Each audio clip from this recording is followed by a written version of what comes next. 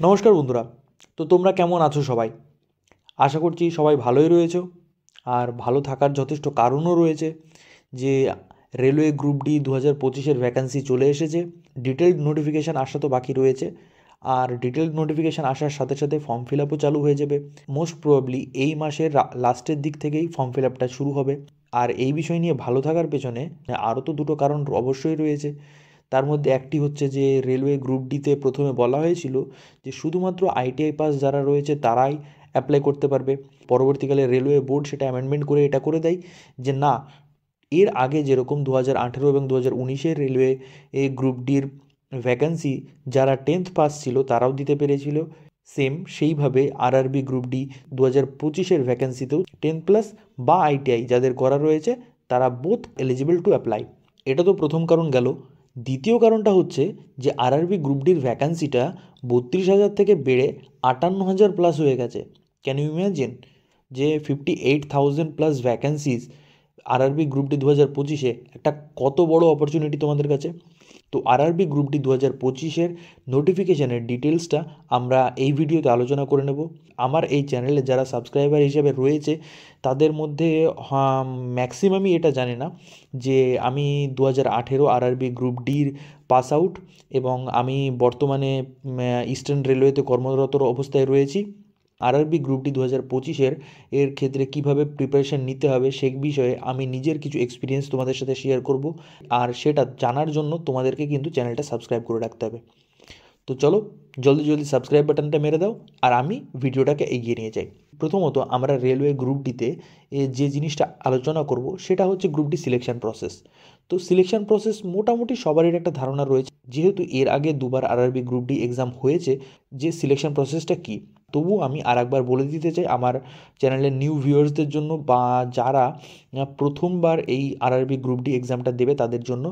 তো RRB group ডির selection প্রসেসের ফার্স্ট স্টেপটা হচ্ছে কি কম্পিউটার বেসড এক্সাম, অর্থাৎ অনলাইন এক্সাম, অনলাইন টেস্ট দিতে হবে তোমাদেরকে সিবিটি। যারা যারা সিবিটি কোয়ালিফাই করবে তাদেরকে ডাকা হবে ফিজিক্যাল এফিসিয়েন্সি টেস্টের জন্য। এবং এবার ফিজিক্যাল এফিসিয়েন্সি টেস্ট 2018 এবং 2019-এ এটা রাখা হয়েছিল যে 4 মিনিট 15 সেকেন্ডে 1 কিলোমিটার রান কমপ্লিট করতে হবে, এবং তার সাথে সাথে আরও একটা ছিল সেটা হচ্ছে 35 কেজি ওয়েট নিয়ে তোমাদেরকে 100 মিটার কভার করতে হবে, এবং সেটা 2 মিনিটের মধ্যে। তো এই দুটো ছিল হচ্ছে physical efficiency test. Physical efficiency টেস্টে যারা সফল হবে তাদেরকে ডাকা হবে মেডিকেল এক্সামিনেশনের ক্ষেত্রে।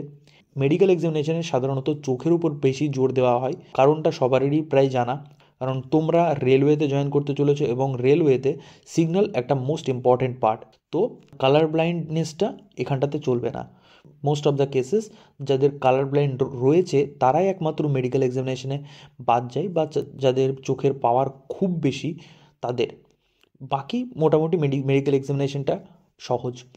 আর তারপরে আসে final document verification. Document verification হয়ে গেলে প্যানেলের জন্য ওয়েট করতে হবে, প্যানেলের নাম চলে আসলে তোমরা সিলেক্টেড। তো এই হচ্ছে সিলেকশন প্রসেস। এবার কম্পিউটার বেসড এক্সামে বসার আগে তোমাদের ফর্ম ফিল আপ করতে হবে। তার জন্য এলিজিবিলিটি ক্রাইটেরিয়া কী কী রয়েছে সেটা আমরা একবার একটু দেখে নিই। এলিজিবিলিটি ক্রাইটেরিয়াতে এডুকেশনাল কোয়ালিফিকেশান হিসেবে সেরকম কিছুই নেই। 10th পাস বা আইটিআই বা এই সেম ইকুইভ্যালেন্ট কোনো কোর্স যদি করা থাকে তাহলে তারা এই পোস্টের জন্য অ্যাপ্লিকেশান করতে পারবে। সেকেন্ড পয়েন্টটা হচ্ছে এজ লিমিট। তো আরআরবি গ্রুপ ডির ক্ষেত্রে এজ লিমিটটা হচ্ছে 18 থেকে 33 বছর বয়স পর্যন্ত। আর রিজার্ভ ক্যাটাগরিদের ক্ষেত্রে যেরকম গভর্নমেন্ট রুলস রয়েছে যে ওবিসিরা 3 বছর ছাড় পাবে এবং এসসি এসটিরা 5 বছর ছাড় পাবে। তো সেক্ষেত্রে যদি তুমি ওবিসি ক্যান্ডিডেট হও তো তুমি 36 বছর বয়স পর্যন্ত অ্যাপ্লাই করতে পারবে, আর যদি তুমি এসসি বা এসটি ক্যাটাগরির ক্যান্ডিডেট হও তাহলে তোমরা 38 বছর বয়স পর্যন্ত এই পোস্টের জন্য অ্যাপ্লাই করতে পারবে। তো এখানে এলিজিবিলিটি ক্রাইটেরিয়া আপাতত সমাপ্ত। আর হ্যাঁ, এখানটাতে কোনো ফিজিক্যাল মেজারমেন্টের কোনো ব্যাপার নেই, এখানে কোনো হাইট বা ওয়েট ক্রাইটেরিয়া মেনশন করা নেই। তবে হ্যাঁ, মেডিকেলে হাইটের সাথে অ্যাভারেজ একটা ওয়েট তারা দেখে, বাট দ্যাট নট ম্যান্ডেটরি, বা সেটা অতটা ইম্পর্টেন্ট নয়। মেডিকেলের ক্ষেত্রে সাধারণত চোখটাকে বেশি জোর দেওয়া হয়। তো এখানটায় এলিজিবিলিটি ক্রাইটেরিয়াটা আমাদের শেষ হয়ে গেল। এবার আমরা দেখে নেব সিবিটি 1, অর্থাৎ তোমার ফর্ম ফিল আপ হয়ে গেছে, এবার তোমরা এক্সাম দেবে। তো সেই এক্সামের প্যাটার্নটা আমরা এবার একটু জেনে নেব। আরআরবি গ্রুপ ডি এর একটাই এক্সাম হয়, সেটা হচ্ছে CBT 1। আরআরবি গ্রুপ ডি 2025-এর এক্সাম প্যাটার্নটা কিন্তু বাকিগুলোর থেকে একটু আলাদা। কারণটা হচ্ছে কি, যে CBT 1-এ জেনারেল সায়েন্স থেকে থাকবে 25টা কোয়েশ্চেন, ম্যাথামেটিক্স থেকে থাকবে 25টা কোয়েশ্চেন, জেনারেল ইন্টেলিজেন্স বা রিজনিং থেকে থাকবে 30টা কোয়েশ্চেন, আর জেনারেল অ্যাওয়ারনেস আর কারেন্ট অ্যাফেয়ার্স থেকে থাকবে টোটাল 20টা কোয়েশ্চেন। তো এখানে টোটাল কোয়েশ্চেন হয়ে গেল 100টা। কিন্তু এর আগের যে এই আরআরবি গ্রুপ ডির এক্সামগুলো হয়েছে, যেটা 2018, 2019-এর ফর্ম ফিল আপ ছিল, এক্সামটা 2019-এরটা যদিও 2023-এ হয়েছে, তবুও সেগুলোর ক্ষেত্রে এক্সাম প্যাটার্নটা কিন্তু একটু অন্যরকম ছিল। সেখানে ম্যাথামেটিক্স আর রিজনিং দুটোতে 30-30 করে 60 নাম্বার থাকতো, আর জেনারেল সায়েন্স আর জেনারেল অ্যাওয়ারনেস টোটাল মিলে 40টা কোয়েশ্চেন থাকতো। তো ওভারঅল সেখানেও 100টা কোয়েশ্চেন, এখানেও 100টা কোয়েশ্চেন, বাট সেখানে জেনারেল সায়েন্স বলে আলাদা কোনো পার্ট থাকতো না। এখানটাতে 2025-এ কিন্তু জেনারেল সায়েন্স বলে আলাদা একটা পার্ট করে 25টা কোয়েশ্চেন দেওয়া হয়েছে। আর এই টোটাল 100টা কোয়েশ্চেনের জন্য তোমাদের হাতে থাকবে 90 মিনিট সময়। এবার আসি আরআরবি গ্রুপ ডির সিলেবাসে। আরআরবি গ্রুপ ডির সিলেবাসটা হিসেব করে যদি তুমি দেখো, খুবই সহজ, কিন্তু তোমাদের প্র্যাকটিস করতে হবে গুরু।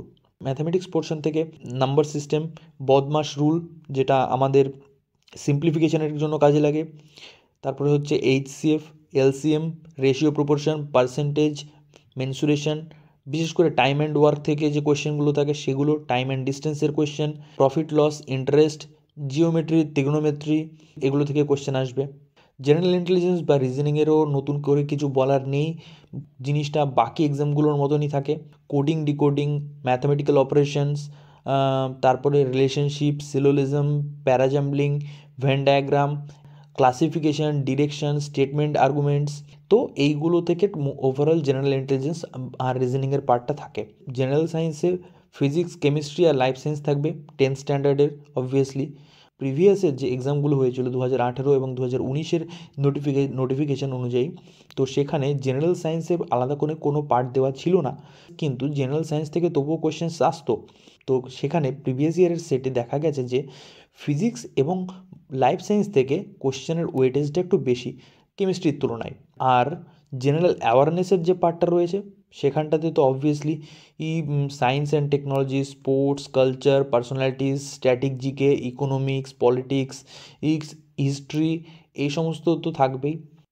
আর হ্যাঁ, কারেন্ট অ্যাফেয়ার্সের পার্টটা কিন্তু খুব ইম্পর্টেন্ট, কারণ এখান থেকে 5টা বা 6টা কোয়েশ্চেন্স তোমাদের কনফার্ম থাকেই থাকে।